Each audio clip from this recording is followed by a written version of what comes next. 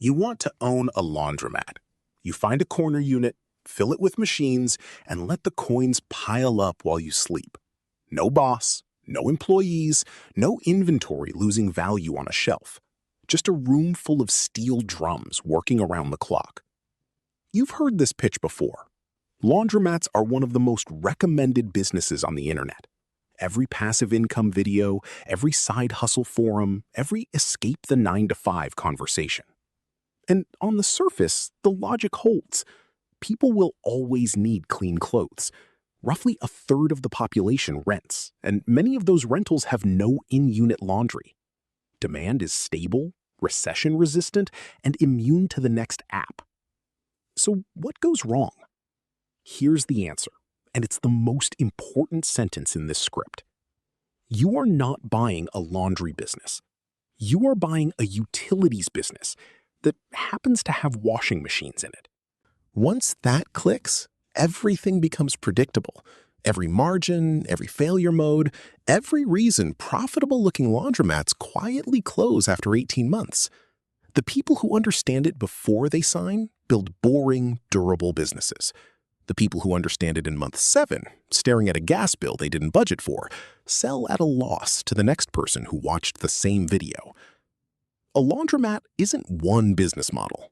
There are 4, separated by one question. How much of your time will you trade for how much margin? The unattended coin laundromat is the fantasy version. No staff. Customers insert coins, run cycles, leave. The owner appears a few times a week to collect coins, restock detergent, mop, and repair whatever broke. Lowest labor cost, lowest revenue per square foot, highest exposure to vandalism and unsupervised behavior. The overloaded machine nobody reports, the bleach spill nobody mentions. No staff doesn't mean no work.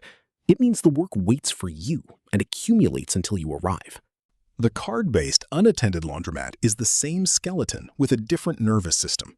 Customers load value onto a card or app tied to the machines.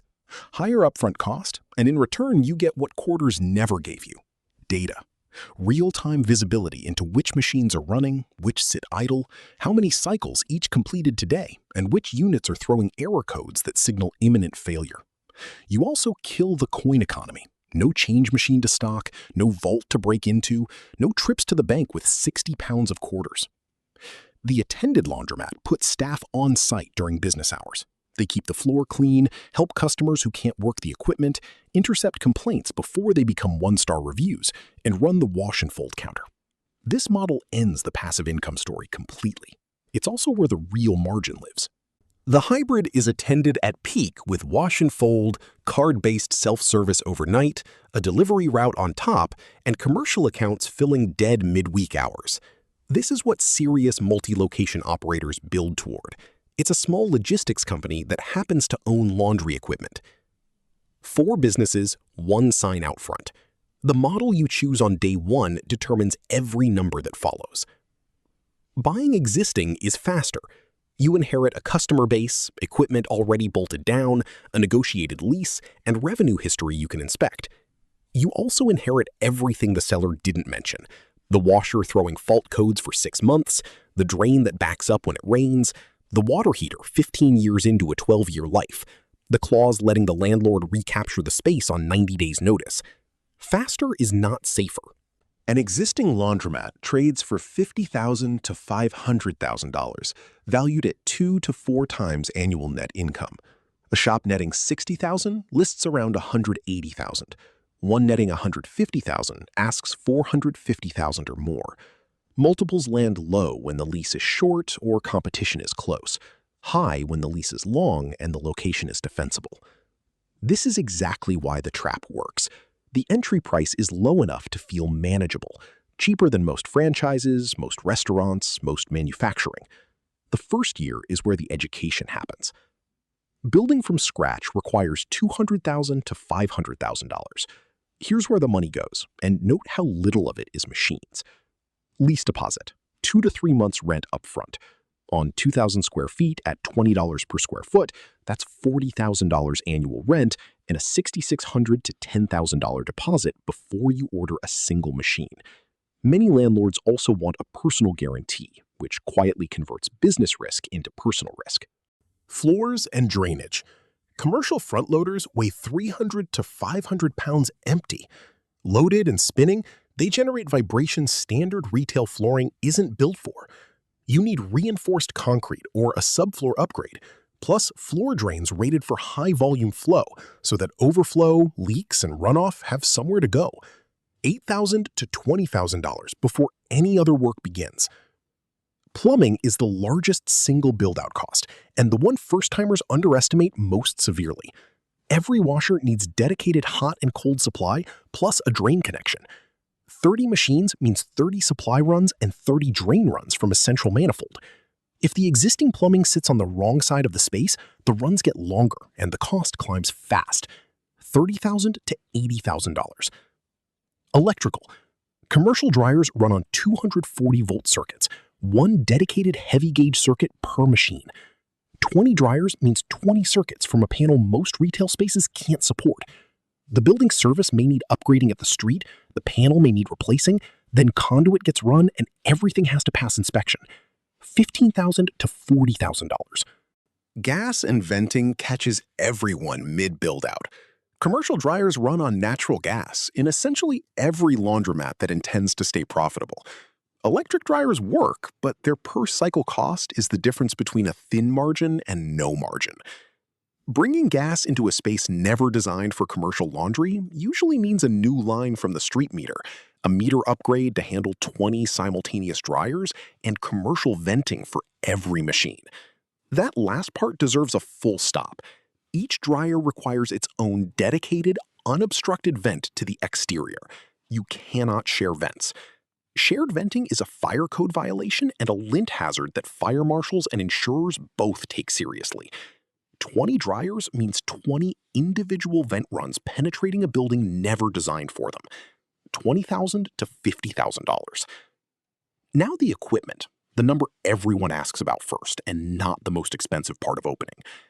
A commercial front loader from Dexter, Speed Queen, or Continental costs $1,500 to $4,000 per unit, engineered for 8 to 12 cycles a day, 365 days a year for a decade. You need a mix: small machines for everyday wash, large capacity for families, and extra large triple loaders handling 60 to 80 pounds for comforters and bulky items. Those triple loaders are often the highest revenue machines in the building because they command premium pricing and customers with bulky items have no alternative. A mid-size shop installs 20 to 40 washers. Dryers cost $1,200 to $3,500, at roughly one dryer per 1 or 2 washers. Under-dryer the floor, and you create peak bottlenecks. Customers holding wet laundry either wait, crowding the floor and cutting throughput, or leave and never return. Over-dryer, and you've bought steel that sits idle. Fully equipped, the equipment bill runs $60,000 to $200,000 before installation or payment systems. The payment system isn't an accessory, it's the nervous system. Coin operations need a change machine stocked at all times. A customer who needs quarters and finds it empty leaves immediately. Card systems need readers, back-end software, and a processing agreement, costing 2 to 4% of every dollar. On $200,000 revenue, that's $4,000 to $8,000 a year. Invisible until you look for it, unavoidable once committed. Add permits, including a commercial laundry or water discharge permit in water-stressed markets. Add opening inventory. Add 3 to 6 months of operating reserve because a new laundromat doesn't fill its machines on day one, and every month carries a full utility bill, whether the machines run at 30% capacity or 90%. Total, $200,000 to $500,000, past $600,000 with high machine counts or a difficult building. A laundromat does not sell clean clothes. It sells hot water and heat, over and over, wrapped in a machine that also spins. In most retail, the largest variable cost is inventory, and inventory scales with sales. Sell nothing, buy nothing. A laundromat inverts that. Its largest expense is utilities, and much of that cost runs whether customers show up or not. The water heater doesn't care that it's a Monday afternoon in January with 3 people in the building. It has to stay hot and ready. The lights stay on. The air conditioning stays on. Every cycle that runs is literally burning your margin. Water. A commercial front loader uses 15 to 20 gallons per cycle. 30 washers averaging 8 cycles daily moves 3,600 to 48,000 gallons a day. 108,000 to 144,000 gallons a month from washers alone. Heating it. A commercial gas system sized to hold temperature under sustained peak draw costs $4,000 to $8,000 installed and consumes $1,000 to $3,000 monthly in gas. Dryers. Each gas cycle runs 30 to 45 minutes at 15,000 to 22,000 BTU per hour. 20 dryers at peak can burn as much gas in an hour as a small apartment building heating itself on a winter night. Monthly gas, $2,000 to $5,000, at the top in cold climates where garments are heavier and dry times longer. Electricity. Motors, control boards, the kiosk, lighting across a space open 16 to 24 hours a day, cameras, and summer air conditioning, because a room full of hot dryers builds heat that drives customers out the door. $1,500 to $4,000 monthly. Water and sewer. Sewer charges are tied to consumption, and most municipalities bill supply and disposal separately. In cities with aging infrastructure, these rates have risen faster than inflation for over a decade. $1,500 to $4,000 monthly. Combined, $5,000 to $12,000 per month. Every month, whether machines run full or half, whether it's January or August, whether business was strong that week or 3 washers sat dead waiting for a technician. That's the trap. The cost floor is high and largely fixed. The revenue is entirely variable. A slow Tuesday costs exactly what a packed Saturday costs. Revenue comes from turns. One completed cycle on one machine is 1 turn. Total revenue is the sum of every turn across every operating hour. Maximize turns, maximize revenue. That's the whole game. A standard washer cycle runs $2.50 to $5. A 60-pound triple loader charges $7 to $12. Dryers are priced by time, typically 25 cents per 8 to 10 minutes, so a full dry costs $1.50 to $2.50. An average transaction, 1 wash plus 1 dry, generates $4 to $7.50. That's the core economic unit of the self-service floor. Now, break even. Take a shop with $8,000 monthly utilities, $3,500 rent, and $2,000 in insurance, supplies, processing fees, and maintenance reserve. Fixed baseline, roughly $13,500 per month before the owner sees a dollar. At $6 per transaction, that shop needs 2,250 visits per month to break even. 75 visits per day, 7 days a week, with no missed days and no weeks where weather, competition, or downtime cuts traffic. In a dense neighborhood full of renters with no in-unit laundry, 75 daily visits is achievable. In a suburb where most residents own their homes and their own washing machines, it's a permanent struggle no marketing will fix. Because on the days the machines don't run, that math collapses. A home washer completes 4 or 5 cycles a week. A laundromat washer completes 6 to 12 a day, roughly 250 to 300 times the annual cycle load. So things wear out. Drum bearings, door gaskets cracking from constant detergent and heat, drain pumps seizing on lint and whatever customers left in their pockets, control boards failing from humidity, coin mechanisms jamming, shock absorbers wearing until machines walk across the floor during spin, shaking their neighbors and alarming customers. First-time owners underestimate 2 things: how often machines break and what each repair costs. A certified commercial technician charges $100 to $200 per hour, plus a trip fee just to arrive before a part is identified. Bearing sets cost $80 to $200, but replacement means partially disassembling a 400-pound machine. 2 to 4 hours, $400 to $900 total. Control boards, $200 to $600 for the part alone. Drain pumps, $80 to $300. Door gaskets, $60 to $200 plus labor. None of these are catastrophic individually. The problem is frequency. Machines break on a schedule that has nothing to do with yours. A bearing fails Wednesday afternoon. A coin mech jams Friday night with the building full and no technician until Monday. A drain pump dies during the Saturday rush, an emergency at the exact moment traffic peaks. And the loss compounds. A machine that's down isn't generating revenue. 3 washers out on a Saturday means lost revenue for every idle hour. Plus, customers who arrive find everything occupied and leave for the competitor 6 blocks away. Some never come back. Every broken machine is a double loss, the repair and the revenue that never happened. Operators budget $500 to $2,000 monthly for maintenance. That sounds manageable until the month the water heater fails. $3,500 to $8,000 installed, and it cannot be deferred because the business stops without hot water. Or the month the main drain backs up. Or the month the coin vault is broken into and the machine damage exceeds the coins taken. These aren't exotic scenarios. They're the ordinary risks of this business, arriving on their own schedule, indifferent to yours. This is what the pitch omits. You don't need to be at the laundromat every day, but you need to be reachable every day. You need a technician who prioritizes your calls, a plumber who already knows your drain layout, and a reserve large enough to absorb a bad month. The machine does not do the work for you. It does the laundry. The work is everything else.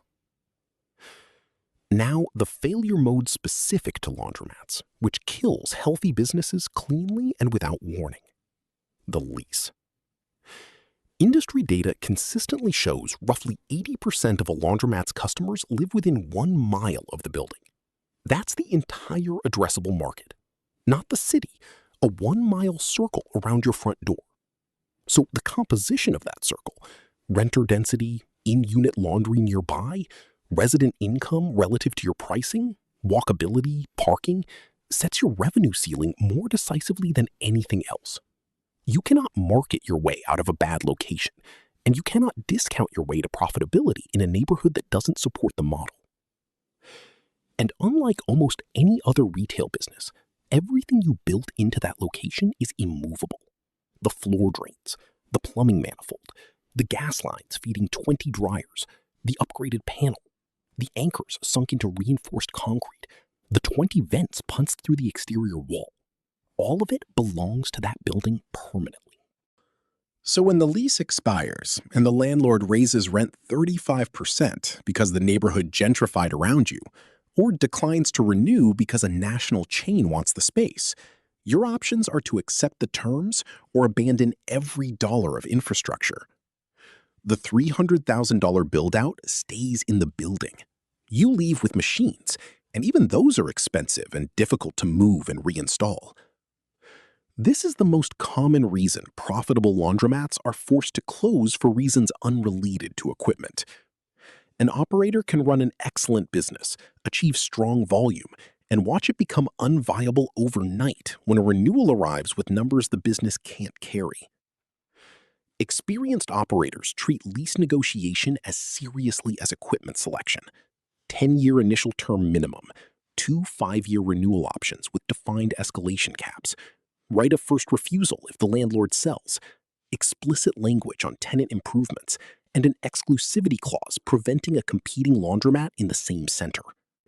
Anyone who signs a short lease on a full build-out without renewal protection is betting a $250,000 investment on a landlord's goodwill. That isn't a business decision. It's a gamble with extra steps. Duds and Suds launched in the 1980s with a clever premise: combine a laundromat with a bar. Drink a beer while your clothes wash. It spread to over 90 locations. Then the failure mode arrived, not through bad operations, but regulation. Liquor authorities in multiple states determined that serving alcohol where children were routinely present conflicted with license conditions. The concept that was the entire brand differentiation was exactly what made it unlicensable in markets where the chain had already expanded. Locations that funded full bar build-outs on top of expensive laundry infrastructure were left holding illiquid assets in spaces built for a model that couldn't legally operate. The chain collapsed. The lesson wasn't that laundromats don't work, It's that a model resting on an assumption can be invalidated by one regulatory decision it never anticipated. The franchise wave of the 2010s produced a quieter version. Operators paid $25,000 to $50,000 in fees for brand recognition and a playbook, signed leases in franchisor-selected locations, installed mandated equipment, and layered royalties of 5 to 8% of gross revenue on top of already thin margins. That royalty sits above the utility bill, the rent, the maintenance reserve, and the loan service.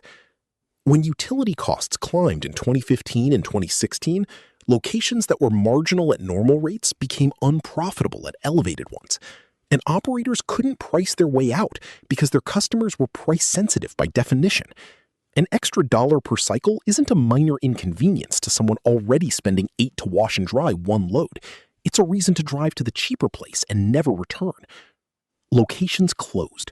Operators servicing SBA loans found revenue insufficient to cover the loan, the royalty, and the utilities simultaneously. The franchisor collected its percentage of what remained. The operators absorbed the losses. The lesson is always the same. A business with thin margins and high fixed utility costs has no buffer. When one major cost variable moves against you, there's nothing between that movement and your bottom line. The operators who build genuine wealth here aren't running the most efficient coin shop on the block. They understood early that the self-service floor is the foundation, not the building. Wash and fold is the first and most important upgrade. Instead of charging per cycle, you charge per pound. A customer drops off a bag. Your attendant sorts, washes, dries, folds, bags. They pay $125 to $250 per pound, and a typical bag runs 15 to 25 pounds. Compare. That same laundry in self-service generates about $6. As wash and fold, $20 to $60. Same machines, same cycles, identical utility cost. The margin isn't purely additive because now you pay labor. An attendant handles 200 to 350 pounds per shift.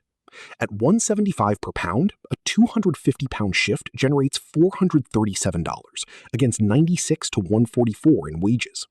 And it comes from hours the shop previously spent half idle between rushes. You're monetizing capacity you already own and already pay for. Pickup and delivery removes the customer's last job, transporting the laundry. A driver collects from apartments and offices and returns everything clean within 24 to 48 hours at $2 to $3.50 per pound. A 200-pound route at $2.50 generates $500. Labor and fuel in a used cargo van cost $80 to $130. The machines would have run light off-peak anyway. This converts idle capacity into your highest revenue service, and it decouples your revenue from that 1-mile radius, the biggest. Commercial accounts are the second upgrade.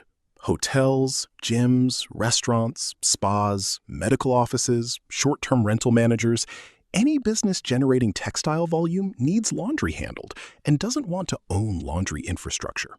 A hotel sending 300 pounds weekly is worth more than dozens of occasional walk-ins. These accounts generate predictable weekly volume and are indifferent to whether it rained on Tuesday. They aren't price shopping. They want reliability, consistency, and a number they can budget. The caveat is capacity management. The operator running hotel linens through every machine on Saturday morning has traded one revenue stream for another rather than adding to it. Multi-location ownership is the third lever. A well-run single laundromat nets $40,000 to $80,000 annually. A real business, not passive, but a legitimate return. The problem is fragility. One location has no buffer. A lease dispute, an equipment failure, a new competitor, a demographic shift, a water main break closing the building for a week, any one can damage the whole year. 2 or 3 locations spread that risk and create efficiencies a single site can't reach. Vendor relationships are shared. The technician who knows your equipment knows all of it. One delivery route covers wider territory on similar fuel. Staff shift between sites based on demand. Bookkeeping, insurance, and software amortize across the portfolio instead of resting on one location's income. Operators running 5 to 10 laundromats aren't coin collectors. They're running a logistics and facilities management company, a fundamentally different and more durable business. The good year.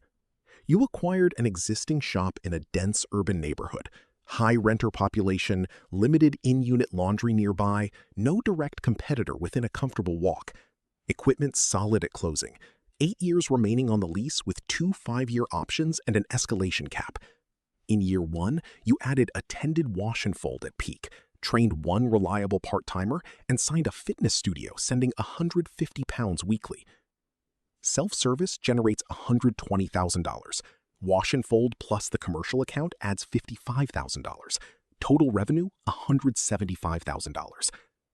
Against that, utilities, $84,000. Low end of normal because you renegotiated gas supply and replaced your 3 oldest washers with high-efficiency units. Rent, $42,000. Labor, $19,500. Maintenance, $14,000. A reasonable year with no catastrophes. Insurance, supplies, processing, miscellaneous, $11,000. Total, $170,500. Net income, year 1, $4,500. Not the number you hoped for, but it's the realistic outcome of a year that absorbed equipment upgrades, a service launch, and the friction of building commercial relationships from nothing. In year 2, upgraded machines cutting repair frequency, wash and fold at steady state, a second account, net income climbs to $35,000 to $50,000. Slow to profit, durable once it arrives. The bad year. Same business, different luck. The water heater fails in February. $5,200, non-deferrable. 2 weeks later, the main drain backs up during heavy rain. Hydrojetting in a pipe section, $3,100. In March, a competitor opens 5 blocks away with new card-based machines and introductory pricing 20% below yours. Over 3 months, your self-service volume drops 18%. The fitness studio doesn't renew because the studio closed. Summer utilities run over budget because a rooftop cooling unit underperforms. The interior gets uncomfortable and customers shorten their visits. Unplanned costs and losses, $28,000 to $42,000 against a business projecting $50,000. Net income, $8,000 to $22,000. Still positive, nowhere near the return the capital and labor deserve. And notice, nothing there was exotic. The water heater, the drain, the new competitor, the account that evaporated. That's not a worst case.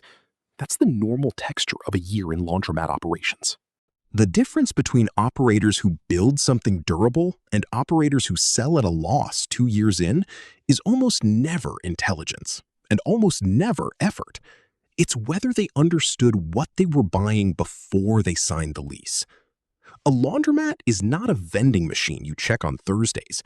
It's a utilities-intensive infrastructure operation built inside a building you don't own, serving a 1-mile radius whose demographics can shift around you, running equipment that wears out on its own schedule, generating margins that leave almost no room for the surprises this business delivers with total reliability. The coin in the machine is not passive income. It's the fee your customer pays to access your water heater, your gas lines, your electrical circuits, and your drum bearing that has exactly so many rotations left before it has to be replaced. The operators who build real businesses here understood that early. They stopped waiting for the machines to do the work and started building the services the machines alone could never generate. They treated the lease as the most important document in the business, rather than the last thing they skimmed. And they accepted that the road from passive income fantasy to durable operating income runs straight through the same hard work every other business demands. A laundromat doesn't make money while you sleep. It makes money while you manage it. The ones who figured that out are the ones still open.